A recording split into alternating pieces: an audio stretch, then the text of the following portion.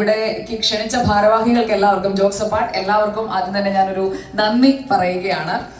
കാരണം നിങ്ങളുടെ ഒരു പ്രധാനപ്പെട്ട ഒരു പരിപാടിയിലേക്ക് അതിഥിയായിട്ട് ക്ഷണിച്ചതിനുള്ള നന്ദിയാണ്. അതോടൊപ്പം തന്നെ ഇതുവരെ പറഞ്ഞ എല്ലാ നല്ല വാക്കുകൾക്കും നന്ദി. അതിൽ ഞാൻ ഏറ്റവും കൂടുതൽ എടുത്തു പറയാൻ ഒരു ഔപചാരിക പ്രസംഗത്തിന്റെ ഒരു മൂഡിലല്ല എല്ലാവരും ഇരിക്കുന്നതെന്നറിയാം. അതുകൊണ്ട് സ്ട്രേറ്റ് ടു ദ പോയിന്റ്, ഇവിടെ ബേബി മാത്യൂസ് തോമതീരം സാറിനെ കുറിച്ച് പറഞ്ഞു തുടങ്ങാമെന്നാണ് ഞാൻ കരുതുന്നത്. കാരണം അദ്ദേഹത്തിന്റെ സ്ഥാപനത്തിൽ ജീവൻ ടിവിയിൽ 2009 ഡിസംബർ 1 മുതൽ 2011 മാർച്ച് വരെ ഞാൻ ജോലി ചെയ്തിരുന്നു. അതായത് 2 വർഷത്തിലധികം, അതിൽ കൂടുതൽ സമയവും ഡൽഹി ബ്യൂറോയിലായിരുന്നു. അപ്പോൾ ഡൽഹി ബ്യൂറോയുടെ ഒരു റീവാമ്പുമായി ബന്ധപ്പെട്ട ഒരു കൊടൂര അസൈൻമെന്റ് ആണ് എനിക്ക് തന്നത്. എന്നിട്ടാണ് ഇരിക്കുന്നത്. അതായത് ഒരു ബ്യൂറോ തുടങ്ങണം, അവിടെ ബ്യൂറോയ്ക്ക് ഒരു ഓഫീസ് എടുക്കണം.